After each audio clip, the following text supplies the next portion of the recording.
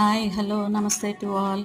ముందుగా రథసప్తమి శుభాకాంక్షలండి మీ అందరికీ.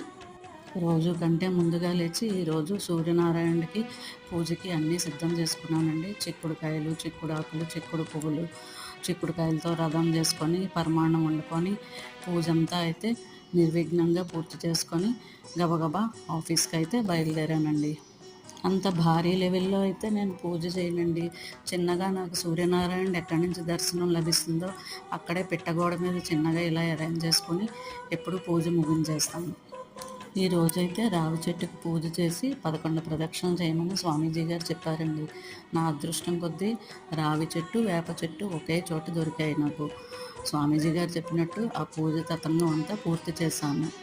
ఈరోజు ఈ పూజతో నా రథసప్తమి పూజ సమాప్తమయ్యింది. Thank you.